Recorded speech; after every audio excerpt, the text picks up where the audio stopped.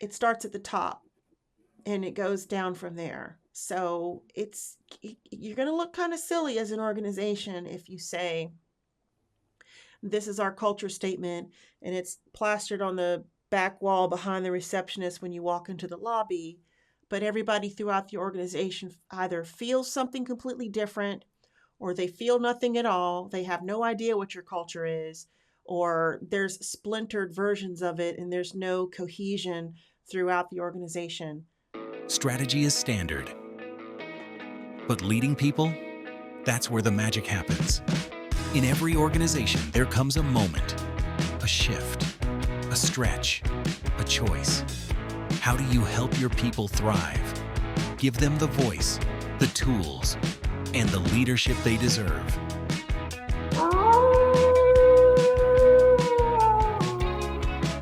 I'm Ronda. And I'm Kevin. Welcome to the Wolfpack Rise and Howl podcast, where we talk about what it takes to lead, coach, and transform from the inside out. Hello, everybody. Welcome back to another episode of the Wolfpack Rise and Howl podcast. I'm Rhonda Harris, and I'm here with Kevin Cruz. How are you doing today, Kevin? I am doing fantastic. Another great day in the ATL. Awesome. Another great day here in the, well, we don't have a little acronym like that. The Hague, which is The Hague. in the NL. Yes. So, hey, let's just get right into it. I want to talk today about the distinction between different levels of leadership. And the reason this came up is because I've been thinking a lot lately about developing programs for leadership, but then that begs the question, different levels of leadership. And then that begs another question. Well, what's the difference between a leader and a manager? And I thought, wow, those are pretty good questions. And while I may have an idea about what I think that means, there could be a variety of different ideas out there about what that means. So I thought we would dig right in because I think it's really important to talk about how to make those distinctions and why it's even necessary to make those distinctions. And I want to dig into what it looks like in an organization when they have clearly defined roles and the different levels of leadership and when they don't, and what causes that and what you can do about it. That sounds great. Great topic. All right, cool. So what I first want to do is start off by just quickly reading what I came up with this morning on, what the distinctions are. And so breaking this down into 5 different areas: manager, leader in a broader sense, director, vice president, and then C-suite, executive level leadership. Just really quickly, let me just go through some of these rough definitions and what that kind of means. So for a manager, this role is for people who lead other people, and they are responsible for delivering results. The focus on execution and getting teams to perform particular objectives and achieve accomplishments and tasks and things of that nature. So managing, so like being more hands-on. A manager's role is primarily about making sure that things get done. That's just really straight to the point. They have to get done on time, within scope, and according to expectations. So that's like your project management triangle there. That's kind of articulated in that statement there. So managers are said to be the bridge between strategic direction, which is set by higher leadership, and the frontline work. So this is the person that's kind of like manipulating employees to make sure that they have their tasks and that they're aligned and that things are getting done. So key responsibilities involve setting goals and priorities for the teams, monitoring progress, evaluating individual team members, and ensuring that policies, processes, and standards are followed. So that's pretty straightforward. That shouldn't be too unfamiliar to most people, like who we know what a manager is supposed to do. the next term, leader, in a broader sense, and I've known this for a while. A leader's main goal is to inspire others and influence, and that's the special sauce. And that may seem, like, oh well, sure, inspire and influence, but that doesn't mean necessarily that you have to be as directive. It's nuanced, right? So the focus is more on setting the vision. We had a previous podcast where we talked about leaders' intent, if you remember that. Mhm. So this is, a leader is more responsible for motivating people and also ensuring that people get the development that they need so that they can carry out the goals of the organization. So, in contrast, while a manager is responsible for being more directive and making sure that things get done, a leader is more in charge of setting the right mindset and leading by example and kind of being the embodiment of the culture of an organization. It is through these actions and behavioral traits and personality traits and characteristics that a leader inspires others to follow along. And this is basically whether or not this leader has formal authority or not. Do you remember when I said in a previous podcast, I made a comment? I said, in my opinion, everybody has the capacity to be a leader. So when it comes to specifically talking about inspiring others, and see, this is where it gets kind of tricky because you would think, okay, as a leader, if you think in terms of a hierarchy, a leader is going to be like up here, up here, up here. But if to contrast that, if you think about just acting the pure role of being a leader in a moment, in any given moment, any employee or manager or anyone can be a leader by simply inspiring their peers, colleagues, inspiring others to be motivated and ensure that they're aligned with the vision that's set forth for the organization. So let me pause there for a moment. Do you know what I'm saying? The difference there, like there's leader in terms of hierarchy. I'm a leader up here and I have managers underneath me and the managers have employees underneath them. There's that. But then the mindset of a leader, inspiring and motivating people. What do you think about that Oh, I duality think a there? lot about it. I think a lot about it, Rhonda. I happen to be, I'd say, midway through a book that I started reading some time ago, Mm-hmm. and I keep picking it up and putting it down, and there's lapses of time in between doing that. But I'm I've made a concerted effort to finish that book up before the end of this month. And the title of it is "The Leader Who Had No Title," and it's Oh. authored by a gentleman by the name of Robin Sharma, Sharma.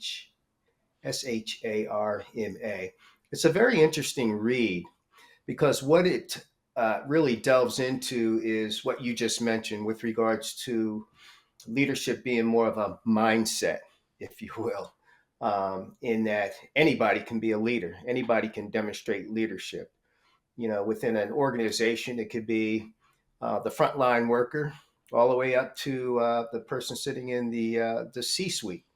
But it's a mindset and it's an opportunity for people to um, exhibit, if you will, leadership style, skills, or whatever. And the key ingredient or the secret sauce is the ability to Mm-hmm. inspire others to the degree that they're willing to listen to you and maybe even follow you into whatever it is that you're inspiring them to do. So, um, Absolutely.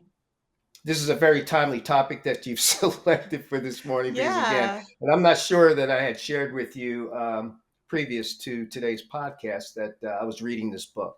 No, you hadn't. That's a nice little gem along the way. And I want to piggyback on what you just said because according to my notes, so the key responsibilities of a leader are to set or communicate a vision. So that could be from a hierarchical perspective. That leader in an organization can set or communicate the vision for the organization. However, it's through, like what you said, anyone who can inspire by continuing the communication of that vision and reiterating that and reminding people around them of that vision so that people will follow. I know that we've talked a lot about trust, but the other big piece of this from a leader's perspective is to build trust and culture. We talk about culture a lot on this podcast, and trust is so essential to that. People have to trust that they're following the right person. So a leader has got to be good at creating trust within the organization so that people know that they're worthy to be followed. Hmm. So yeah, you really nailed it. I'm going to check out that book. That's interesting. Oh, it's a must read. Yeah. It's a fun read Yeah, maybe because we'll leave a. yeah, it's based on the way the book is written. It's more or less a fable. It's sort of like a made up scenario or whatever, Mhm. Mhm. but it drills down on all of the elements of what makes one a potential leader, to Oh, as far wow. as, and so it's a fun read, so I highly recommend it. I will definitely leave a link to that book in the description if anybody's interested Hmm. in checking that out. That sounds like a good one. Thank you. So just to wrap that up, basically, motivating others towards a common goal, empowering and developing others to grow beyond their particular job description. So I think that probably sits nice and squarely in the hierarchical sense of a leader who would have the authority to enable people to grow into future roles in advance. So great. All right. So next one is director. Now this is where it gets interesting because I've seen directors kind of engaging in this middle ground, between being a leader in the true, in the hierarchical sense and a manager. So let's see what this says. So this is leading through systems and strategy. So the focus is on connecting strategy to execution, but across multiple teams or functions. So this is someone that's going to be over not just one group, but many. So they may have many managers underneath them. Most of our audience is going to know that's a function of the directors to have multiple managers under them. I get that. I'm not trying to be so obvious, but there's a reason why we're talking about this today, which we'll get to. But the key responsibilities, let me be clear, are to translate the executive strategy into departmental plans, to allocate resources to achieve the outcomes, and to manage the interdependencies across teams or functions. Now, I'm going to stop here for a minute because we've talked about team coaching, right? And this word interdependency comes up. It is like really huge because that is the sweet spot of what makes highly effective teams great teams, is this ability to really be interdependent and leverage all of the components within a team. So now imagine you have multiple teams. Those multiple teams need to be interdependent amongst themselves. And I think we just talked about siloing last week too. That came up. So when you lack that interdependency, then you get into the silos, and then you've got people doing different things, and you have duplication of effort, and then we start to break down where we're not being as efficient in our productivity. If you've got multiple teams doing kind of the same things because they lack awareness and they're not interdependent with each other, that's a loss for the organization because that's a waste of time, money, resources, and everything else. So I think it's really essential for a director to really truly understand this particular part of their responsibilities. And I see this be an area of opportunity for development a lot where it's not happening that way. So the next two points are directors are to influence at a cross-functional or enterprise level and build future leaders by mentoring managers. So the mindset of a director is how do we make this work across the organization? And we're going to dig in a little bit deeper later in the conversation, but this director piece I called this out specifically as kind of a challenge because in my experience, it's been that this can be one of the most misunderstood roles, leadership type roles, because I think this is where we tend to see people struggle between leaving their manager role behind and growing into their director role, where there's a tendency to want to be directive and I didn't intend that pun, but to be more hands on as a manager. This is a bit nuanced because a director can still be a little bit more hands on, but they should leave it to the managers to actually do the managing. They need to be more holistic in their view and from a more meta perspective to make sure that these various different managers are getting the guidance that they need from the director without the director stepping back into their role of managing individual people. So that's the reason why I called this particular one out, because I think this is where it gets sticky the most. In Mhm. my experience, this is where I see the muddying of the waters happen most, is at this level Mhm. of leadership. What's been Mhm. your experience? I'm in complete agreement with you in terms of where I see the challenge, if you will. I like to refer to it as sort of an Achilles heel, if you will, with regards to performing the director role, because I think there is a natural tendency for folks at that level in that role to lapse back into what they previously did as a manager. Mm-hmm. Sometimes I think it's because it's just it's hard to break away from what you were so accustomed to, doing for so many years, especially if it's an individual that's been a manager for several years. Mm-hmm. And then, you know, 10, 15 years later, they're elevated to this director level role.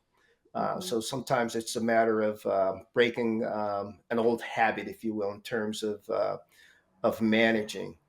I've seen that a lot over the course of my career, and probably more recently, in more recent years, if you will, as I've worked more closely with director and senior director level individuals.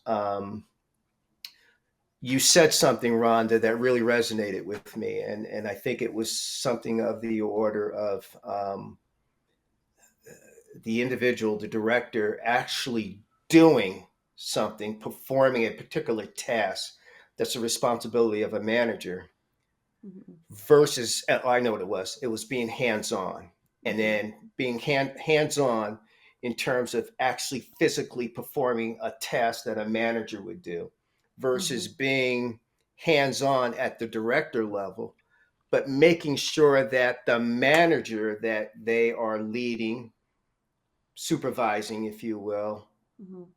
is performing that particular task and not the director themselves. And I know that might be a little nuanced, and you've made that you've referred to that term or whatever, but it is, and it Well, makes a difference. you really bring up a couple of thoughts for me, because what you described is the failure to delegate is what happens, and I have a little bit of a little theory, something that I don't. It's just something that I'm thinking. When I think about the type of person who would excel to the point of getting promoted to a director, clearly they're doing their job very well. A lot of times those folks are very high performing people. And when I think about the personality type or the characteristics of a person who's a high performing employee, they tend to be like the go getter, like they're getting it done. So, if they get rewarded into this director role, it's that thing about them that got them to where they are that tends to drive them back to being that go getter, high performing, task driven person. So that's, I think, what makes it a little bit difficult to transition into this role, because that which brought you here, that's great, but that's not necessarily what's going to get you then to the next level. That thing that Hmm. you were really, really good at could be the downfall of you in your new role, because sometimes it's hard to let go. And there's many different reasons why. And I'm going to speak again to why, trust is so important. You have to trust your managers.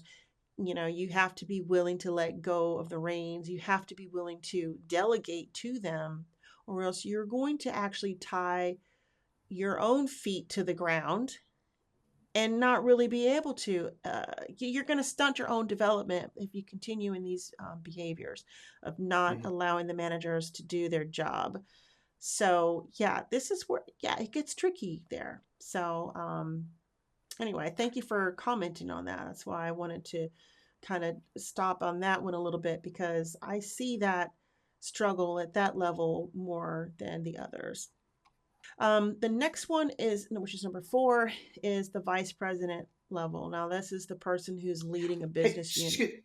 Yeah, excuse me, Rhonda. Before we leave, because I may not yeah, come back to this, before we leave director, there was one thing that I wanted to yeah, sure. share Go ahead. on Yeah. that. I see the director being more of a music conductor, if you will, Yeah, amongst that's a a good one. number of frontline workers and managers that make up the orchestra, Mm-hmm. if you will.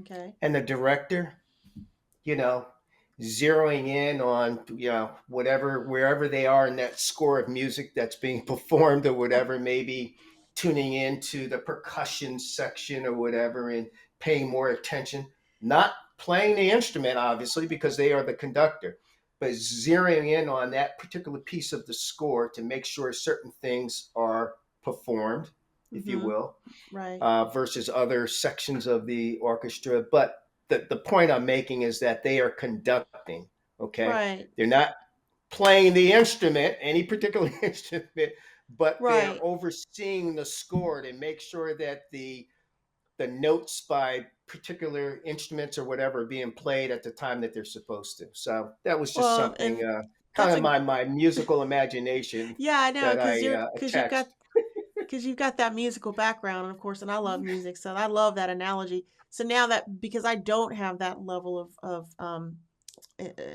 background about music, so if they are like the conductor, then does that mean that each section of the orchestra has a lead? At times they do, Okay, absolutely. And because that lead would in fact then be the manager in your analogy. That the you know conductor what? is I love it. I conducting to hadn't the thought about it to lead. that degree, but now that you've mentioned it, yeah, that would be an excellent So example. if there's a lead of the drum section or the horns or whatever, that conductor, I guess, is conducting and really communicating more with that lead of that section. And then the Yeah, and lead of making that sure that section that is then particular making sure that the individual musicians are playing their parts. Is that exactly, and that's an example too that goes back to that book that I referenced earlier. That everybody has an opportunity to be a leader. right? Okay, Well, that it could reminds me be here. the I'm gonna, I'm gonna throw in another little funny that this is about the arts. So how everyone has it. You just reminded me of this really funny memory from when my daughter was taking ballet, and she was so disciplined and she was quite good at it. And I remember their very first recital. She went to the Atlanta Ballet for several years, and they had performances at Georgia Tech. At was it the First Center? yeah, First Center. Yeah, Yeah. awesome. I So didn't know that. Wow. yeah, Okay. so they had their recitals there at the First Center of the Arts, and her very first recital, which was the Carnival of the Animals, she was on the front line, and there was some little ballerina next to her that was not doing whatever she was supposed to be doing. She was not on her mark, and Jordan gave her the business, honey. I mean, she was really being a little leader right there in the moment, even though she sometimes she has the capacity to have run that whole joint, okay? But I just remember seeing her like, I mean, she's like only maybe 4.5, maybe 5 years old, and she just like looked at that little girl like, like get on your mark. She was like correcting her like in the moment, right up there on stage and everything, leading and you know making sure that that other little girl understood the vision of the dance. That's funny because obviously, I know your daughter, And that particular trait about her is the reason why I reached out to her several months ago to help me out with kind of getting back into some of my music, Yeah. because for those of you in the audience, Rhonda has a daughter who is a very accomplished musician. She writes, sings, plays several instruments or whatever. And I reached out to her several months ago, earlier this year, to assist me as I'm trying to get back more into my music and pick up some different things that I want to become more proficient at. But it's that her ability, if you will, to lead. Okay. Hmm. And I know that about her, and that was the reason why I reached out to her. So that's very interesting to find out that she's been doing it for so many years. Yeah, trust me. Yeah, I've been on the receiving end of that trait as well sometimes. So definitely a very strong leader. So, but I'd rather her be a leader than a follower. I Absolutely. used to she's very intelligent, very capable young lady. But I Hmm. remember I used to tell myself, well, she's going to be better off. She's going to be better off marching to the beat of her own drum and leading her own situation than to be following who knows what. So that's just a little side note. I hope y'all enjoy that little departure down the Antidote. down the road here. Okay, so back to vice president. So this is the person who drives business results and shapes organizational strategy. At this point in the game, if you're a vice president, you should be well beyond the tendency of wanting to slip back into manager role. And even so, at this point, you should not actually also be doing the role of what your directors should be doing, because a VP is responsible for operating at a strategic level, and they may own a major business area or a division. So we were getting, further out big picture here. So they simply cannot get bogged down into the minutia of managing people, or even maybe necessarily smaller teams at this point. So the key responsibilities here are to set strategic direction for their division, partner with other executives to align company wide goals. So you see, this is where we're getting a picture of the hierarchy here. We're going higher up here. Making high level resource and budget decisions, representing their function at an executive table, and ensuring that the right leadership talent and culture exists in their area. Okay. So basically, the mindset of a VP is, how do we grow and compete as a business? So they're closer to the top, which, we're going to come to the next one.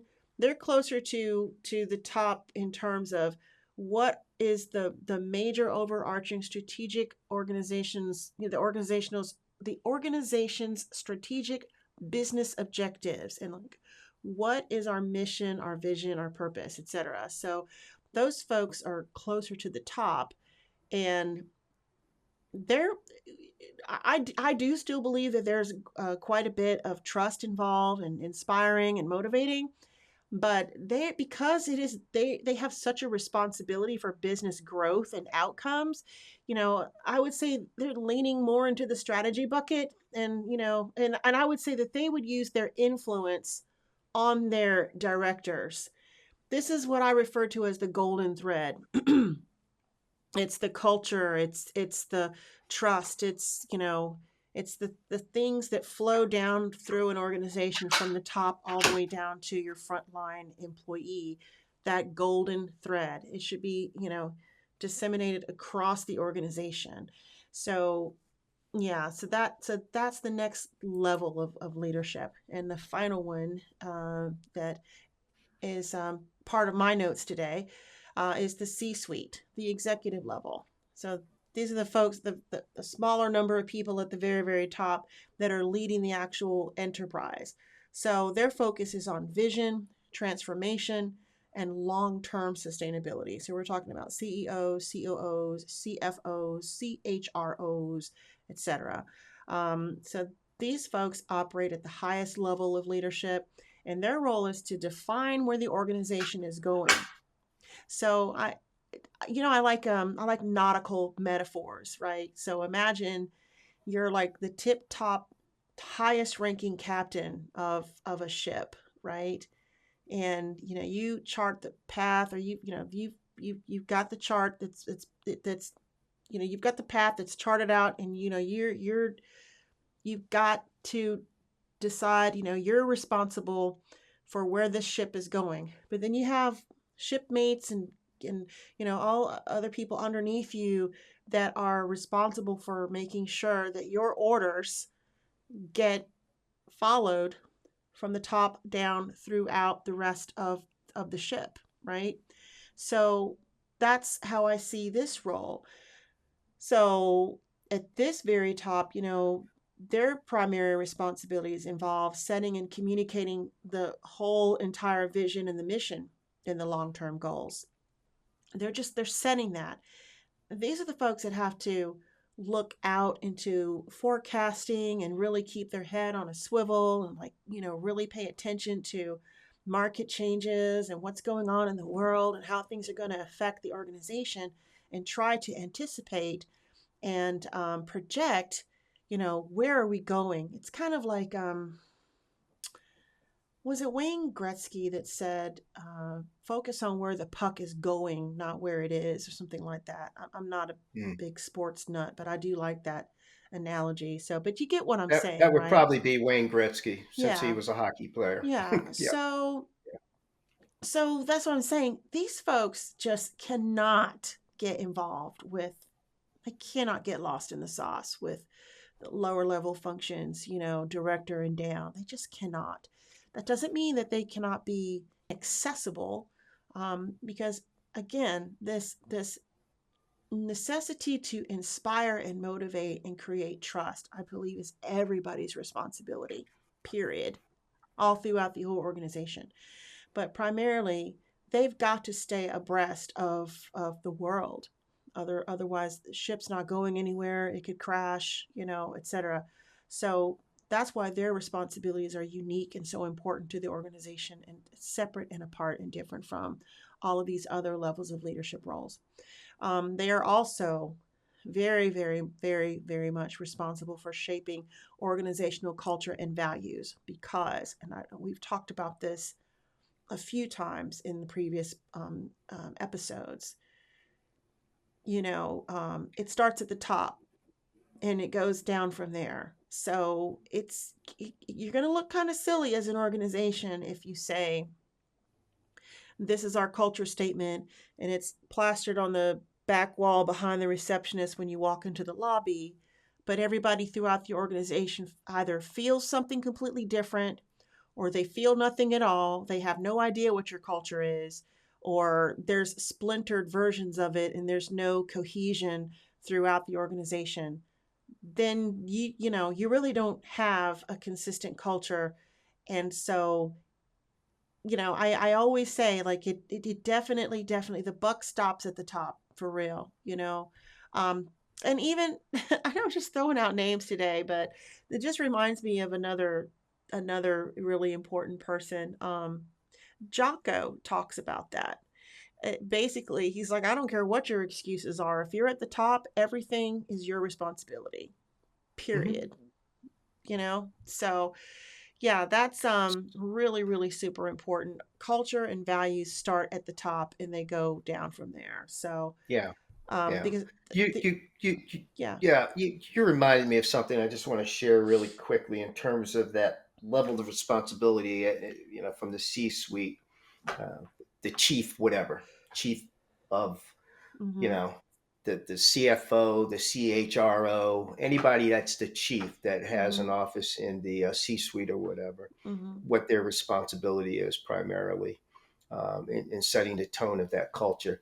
I had a leader that I worked for, um, that I admired. One of the things that she was very attuned to, and made sure that she was responsible for setting the right tone, if you will. It was to always remind her flock, her team, her department, that it was incumbent upon us to make sure that, another analogy to music, one band, one sound, Oh, meaning cool. that we had to all be on the same score of music. Okay. Okay. We may not necessarily be playing the same chord or the same melody or whatever, but it had to be in tune. It had to be, it had to flow, and it had to be one sound that we were creating together. And I think that is a primary responsibility for a leader, particularly the top leader, is to make sure that that sound, what's being performed and how it sounds to the client or the customer or whatever, Mm-hmm. that it's on the same score, or the same sheet of music, if you will. Um, Yeah, that and that speaks to the. I mean, can I comment on that? yeah, yeah, yeah. Go Because ahead, it please. Hmm. feathers in really nicely with what the responsibilities here. So of course, the next piece is, they're responsible for managing risk, stakeholder relationships, and corporate reputation. I mean, and so much of your corporate reputation is going to rely on, like, what kind of a culture, like what you got going on in there, what kind of company are we running here.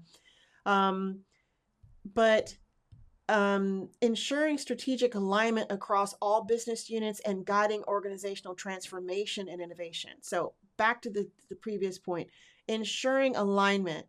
To me, when you mentioned that analogy about same band, same music, same sound, that reminds me of how important accountability is. Because the other thing, and this is what I'm going to add to this, and I'm sure it falls into some of these other descriptions, but let me be very, very, very specific. If you are at this top of the food chain of the organization and you are aware that anyone underneath you is not aligned, and you let that happen, you are doing a disservice to your organization, and you are falling down on your duties as a top leader. There, I said it. I said what I said, because that is counter to what we're talking about here today. They are responsible for shaping that culture and the values of the company. So you must be willing to be uncomfortable or make other people uncomfortable by holding them accountable at all costs. You cannot allow bad actors to foster and fester, rather, in the organization with their salty vibes, because everybody else around is going to start noticing, like, oh, when they talk about da da da culture, blah blah blah blah blah, but look, this bozo over here is allowed to act all kinds of crazy and be inappropriate, and I, that's just, here's my famous saying, I got a bone to pick. That's why I got a bone to pick about that. That just drives me nuts, man. It's like, you go to all this trouble, invest all this money in making sure everybody's all got everything they need, and training and this and that, and even you go and create a lot of marketing pieces and a lot of PR stuff about, oh, we're rah rah, we're this and this, and then yet you're going to allow your apple to rot from the core inside because you won't hold people accountable who are not aligned. So none of this matters if you don't actually act on it.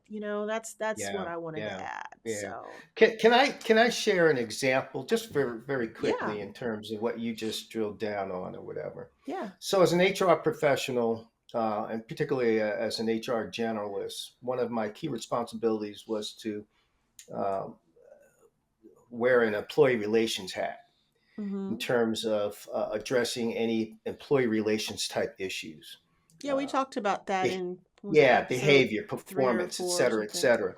Yeah. One of my pet peeves was that whenever there was a bad actor, I mean a really bad actor, somebody that was a disruptor in terms of to the point where productivity was inhibited because of what they were doing Mm-hmm. in the workplace to upset, if you will, the apple cart of productivity. Addressing it, addressing it as the employee relations person, somebody would come to me and make a complaint or whatever. You investigate it, and you find out what the issues are or whatever. But doing something about it and calling it to the attention of leadership to address it or whatever. My pet peeve was that in those instances where it wasn't dealt with, Yeah. and the issue, the employee relations issue, was allowed to fester and um, just get worse, if you will, and Hmm. to the point where it would interfere with the culture that we were trying to set. Okay, it Yeah. became an Achilles heel or whatever, and so that is so important. I just wanted to share that because I did have that experience in a couple places that I worked at over the few. Yeah, Some because organizations I worked at were very effective in terms of addressing it, nipping it in the bud, correcting it, whereas others just kind of like, well, we just dragged along and, well, let's take a look at it and not necessarily doing anything about it, or at least doing something about it in a timely fashion. yeah, Um, well, what kind of message does that send if you don't address it to that everybody else? that Because it's like, oh, we don't care about the environment that's being impacted by this bad actor. We spent so much time in last week's podcast, as a matter of fact, talking about how to create effective workplace environments. Remember, we were talking about the service yeah, profit yeah, chain. yeah, And yeah, I mean, we really, and just yeah, after we went so deep into that, and then like this is so important because it's like you can't afford to allow that to go on and not address these things, because you're sending a direct message straight to everybody else like, well, your good behavior, your adherence to the culture and the values, and doing everything right, well, doesn't really matter, because you could be crummy, and there will be no consequences. So what's to incentivize anybody to do well in the organization if they gonna let bozos stick around and not do anything about it? That's a mixed message, and that's very demotivating and disengaging for employees. And most people are, if that keeps going on the way that it goes, most people are not going to want to stay in an environment like that, because absolutely. it eats I at mean, your core. yeah, yeah. To answer your question, it could have a long-lasting adverse impact on the environment, the culture of that organization, and those things are hard to impair or repair, rather. Hmm. Sometimes it takes time, if you will, and Right. it gets back to a word that you used, a term that you used early on in our conversation today, and that's trust. Right. Right. So, So I want to just shift gears a little bit, and I want to say that I think we've clearly articulated some of the five, and that this is not to say that there are only five levels of leadership. I'm sure there's ways to create more, or even do less, I guess. But what has been, in your experience, what do you think causes the blurring of lines between these levels of leadership, and what can we do about it to make sure that doesn't happen? yeah, no, great question. And actually, I wanted to make a comment earlier that's it's related to the answer that I'm going to share here. Hmm. There are times now when folks have to maybe step out of their formal role Hmm. and get into another role, maybe to help, to assist, to support, but not necessarily to stay there and live there and to do the work there.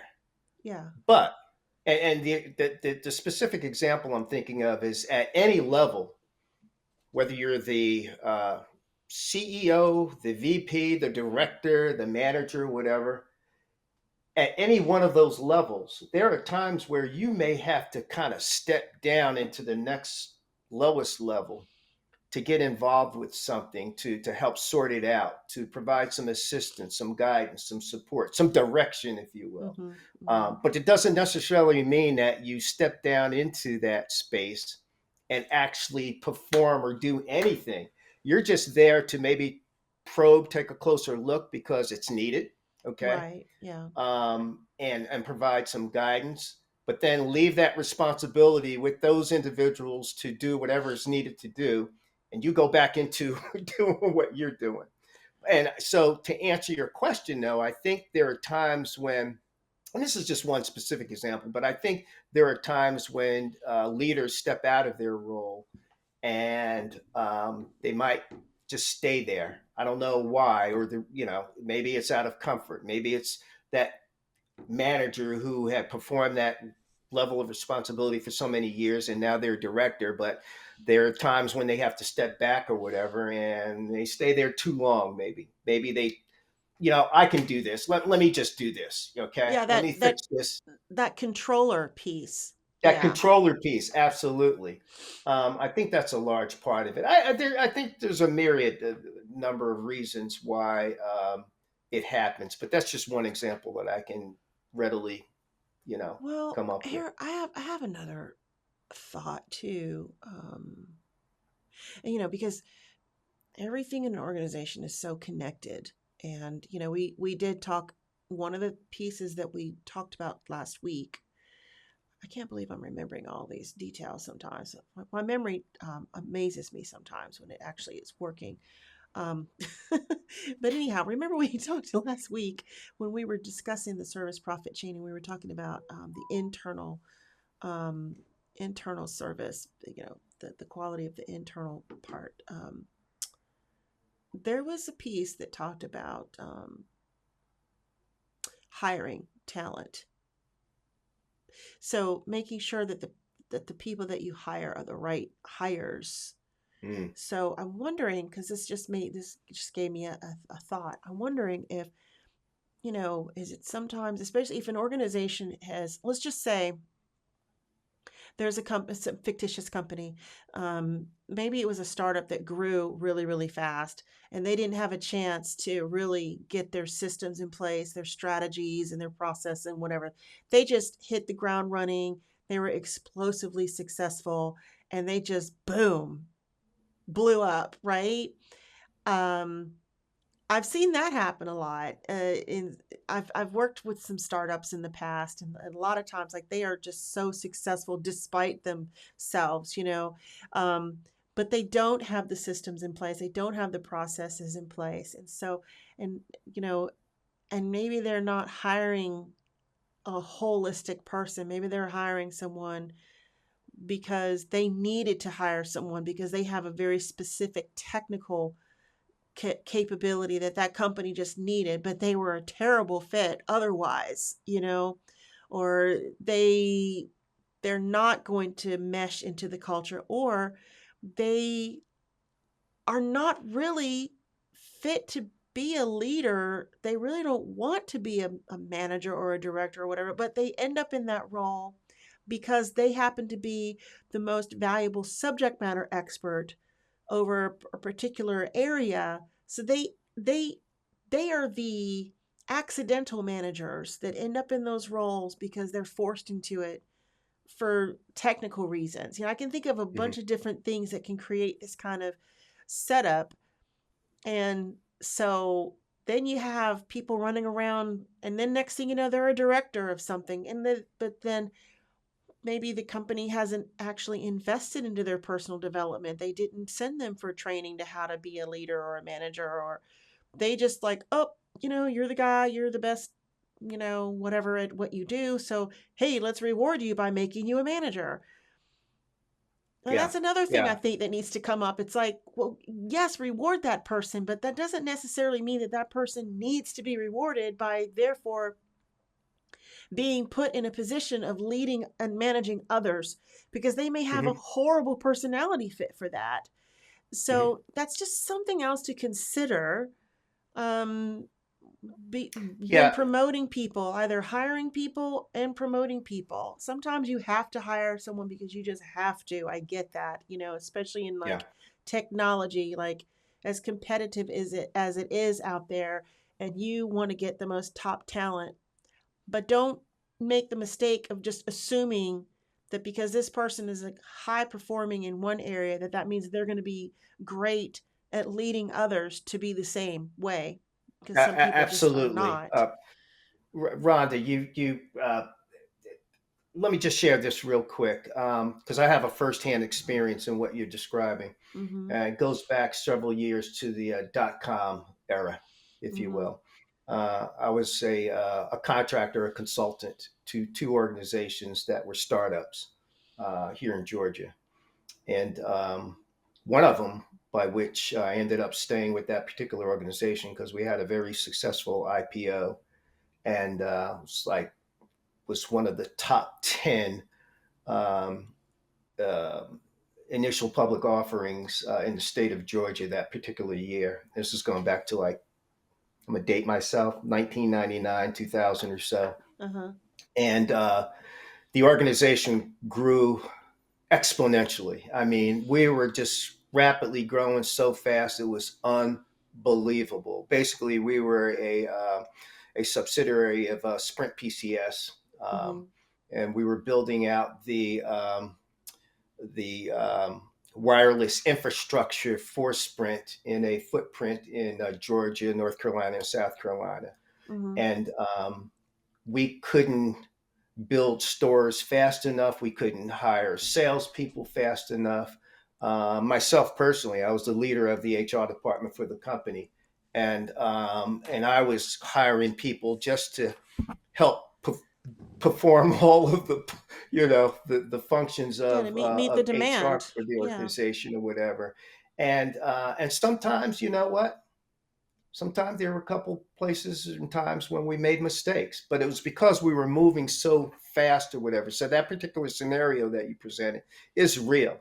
Yeah. um, we did, though, we had the presence of mind to know that, maybe once we hired all of these people, okay, let's just make sure that we're creating one band and one sound. So, we had to quickly ramp up training and make sure that everybody was singing from the same sheet of music. But I just wanted to share that example, that experience, because it's exactly as you described, the scenario that you put out there.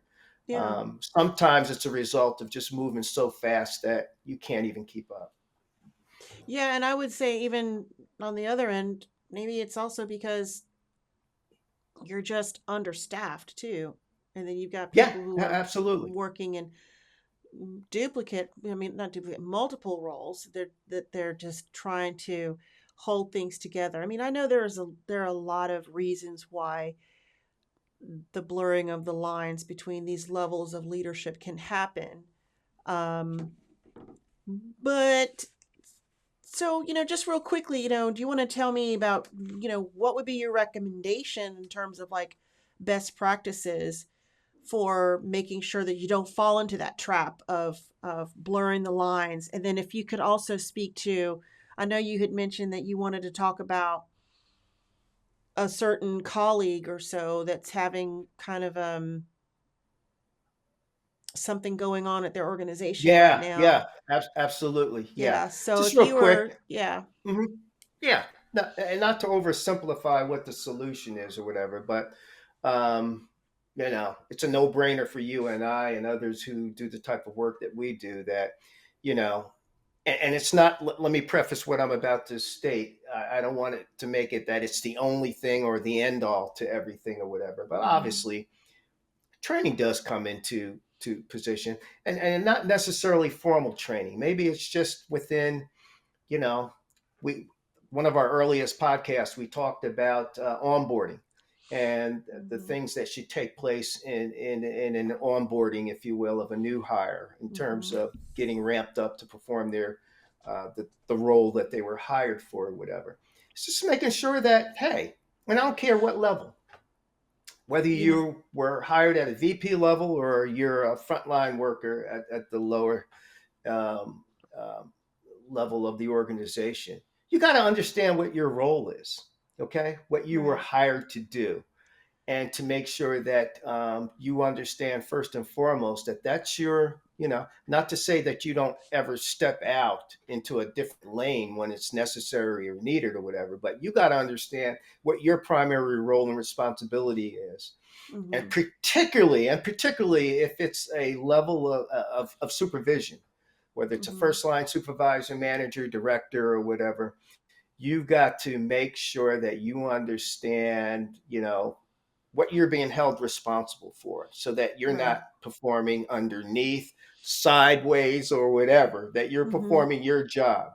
Um, in particular, Yeah. um, the scenario that I want to share with you is this, and it's real, and it's Mm-hmm. someone that I'm talking to, and hopefully will be able to help. But it's a leader who has other leaders that they're trying to groom, that they're trying to develop to perform their jobs at their leadership level.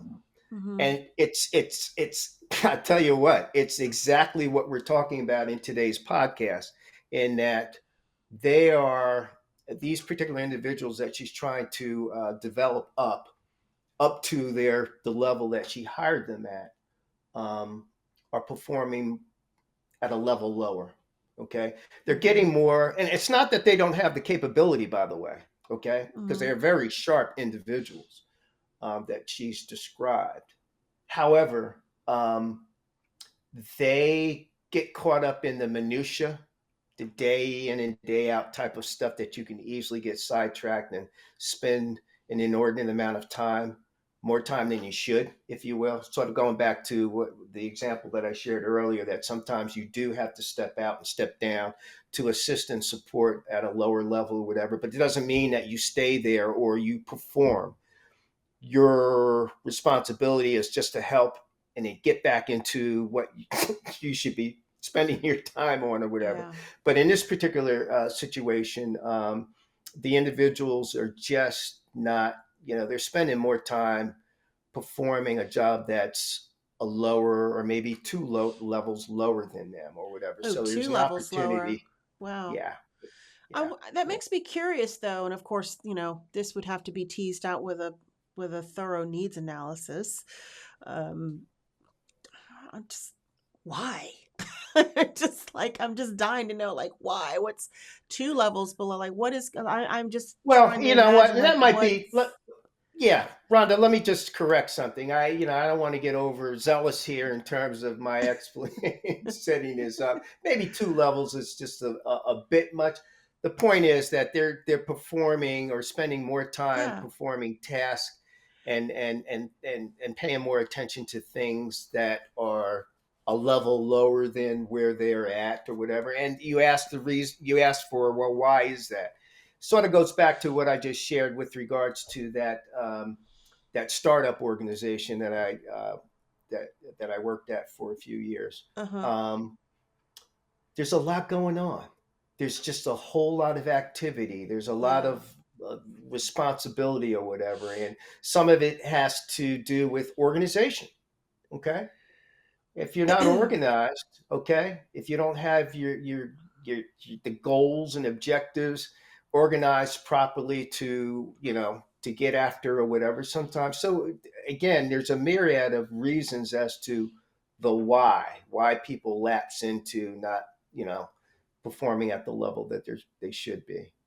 Well, but it does happen though that I've seen it personally. I actually know somebody who often finds themselves getting into the weeds and they shouldn't have to, because they're and I'm talking about we're going down a couple of levels. I've seen that happen, and Hmm. it's because of failure to take complete and full ownership from direct reports beneath them and then another level line beneath them. And see, here's the waterfall effect, right? So let's just say you're this person up here, and then you've got a direct report that's failing to take complete accountability. If they're failing here, then guess what? Whoever's beneath them, they're not getting the best of this person. So this Hmm. person has to then come down two levels to get to the person who's not getting what they need from the person in Hmm. between them. So there's Yeah. the two levels down, because if this piece Hmm. breaks, then you have to get to the person beneath them to give them what they need. And it Yeah. shouldn't be this person up here, but sometimes it just happens that way. And then that makes, and I'm just curious, it just makes me curious and like, okay, well, what's causing this person to be the broken link in the chain, what's going on Hmm. there? And That just, Well, again, like that would come out in a needs analysis, but I'm thinking like, are they overworked? Are they beyond their capacity? Was that the right fit for that role? Because I'm thinking about another situation now where there's definitely a case where I don't think they picked the right person to yeah, to that to could to be, lead. and that's sort of what I wanted to just share just now, based on something that you said too. Is sometimes it's not all, it's just maybe a matter of personality too. I've Yeah, and seen it could individuals be. that spend more time in areas of their own because they just don't know how to stay in their lane. Well, then, well, there's that too, and then also, then now we're just getting in. We're just gonna go random thoughts, but don't underestimate the power of politics too. That Oh someone ends Lord, up in a role that they yeah. really shouldn't be in, but they're somebody's cousin's brother's nephew's dog walker's babysitter or something. I don't know. Yeah. So voila, there's your new director. Whatever. I mean, I've seen that happen a number of Ooh boy. times. Like we're not Yeah. gonna, we don't have time to get into that today, but Right. yeah, there's a number of reasons why that happens. But Yeah. I mean, I know we're at time, but I've really enjoyed talking about this because I wanted to at least put that out there that yes, there are different levels of leadership. Let's be clear about what each one could potentially should be focused on and what their responsibilities are. Hmm. And I think we've covered some of the things that could cause the blurring of those lines. And I mean, as far as a solution, I'll just throw this out here using one of my favorite words, systemic. How many times I use that word? Systemic. Oh Lord, have mercy. You are so absolutely right. But Go ahead and again, preach. starting again from the top down, you have to take a systemic approach to make sure that everybody is aligned, like the orchestra analogy that you gave. And it takes and again, referring back to last week's podcast was so chock full of goodies, right? So we've referred back to that podcast several times today. But you know, you have to make sure that you continuously seek to improve and that you evaluate iteratively. Remember, we talked about Hmm. that last week quite Hmm. a bit. Through Hmm. iterative evaluation, through holding people accountable, and getting rid of the bad players and being willing to make those tough calls, okay? And by clearly defining the roles, making sure you have the right people in those roles and supporting them, giving them what they need, because that refers to another, I forget which episode that was. Remember, we talked about giving people the resources and the tools and the support that they need to be successful in their role. So Hmm. Hmm. whether it's Yeah. training, it's mentoring, it's coaching, it's whatever, Right. there's a formula to make all these little moving pieces come together and work. And it's just basically, you know, first of all, you have to give a damn. And I love that phrase. My dad has a button from, I think it's from the 60s. It says, I don't know whose campaign it was from, but it's one of those political. Remember when we used to have political buttons? Hmm. I don't see those that much anymore. Do you? But I No. don't see a lot of buttons. Period. But anyway, he has this button from like the '60s, and it just says "Give a damn." And I love Yeah. that button. That just sums up so much of my personality and what makes me tick. Like, first and foremost, at the end of the day, give a damn, okay? Yeah. And care enough to like make those tough calls and get out there and get your sleeves rolled up and get your hands dirty and do the work and dig in and develop your people, set the right expectations, grow trust. And yeah, we've covered a lot of different things in we're at an hour and Yeah. five Yeah, minutes, yeah. I'll just but make one yeah, one additional comment. yeah, You are so absolutely right. And you know what? Everything that you just drilled down on, Rhonda, is not rocket science, if you will. no, it's But it not. does present somewhat of a challenge to particularly be constant at it. You mentioned, and I want to reemphasize that it's something that it never stops. You're always Right. toiling in perfecting that. Okay, and we Hmm. know there's nothing that ever becomes perfect or whatever, but that doesn't mean that we don't always aspire to make it or try to make it perfect, if you will, because it's something Right. that you just constantly have to do. So yeah, this is a great topic. Well, and one last little cherry on top of the whipped cream is that you're right, it's not rocket science. However, I would argue that it does take a specific skill set to do these things effectively. And I mean, that's not a shameless plug for what we do, but it's just, it is what it is. Not Yeah, every, absolutely. it seems so easy. It seems deceptively simple. It's not rocket science. But once you know how to do the things, it's just a matter of doing. But there is a process, and there is a complete and entire body of work behind performance consulting and L&D and organizational development and things of that nature. And a very specific skill set involved with all of the things that we talked about for the past 7, 8, I don't know, episodes that we've talked about and beyond. Um, Yeah, yeah. y- you know, Ladies and gentlemen, there is a method to the madness. It's basically what yeah, there is. what I Rhonda mean, is describing here. yeah, I Yeah. mean, you Mhm. really have to know what you're doing. It's not just willy Yeah. nilly PowerPoint decks and let's throw a bunch of meetings and a bunch of emails at it. Like, no, it's a very specific skill set. It's nuanced, and it takes tenacity and stick to itiveness. Yeah, so that's all I wanted to add on Yeah. top of what you said. So, but anyhow, well, that wraps us up. And, Kevin, thanks again for another time to chit chat with me. Thank you. This has been Thank fun. you. And so I'm always going to ask at the end of each of these podcasts, if you have not done so already, please hit the subscribe button and like our video and follow us. And please join the conversation. You can reach us at www.whitewolfinc.com and let us know in the comments what you would like to have us talk about next. Thanks, Kevin. Thank you, Rhonda. Have All a right. great rest of the day We'll and see you week. later. See everybody next time.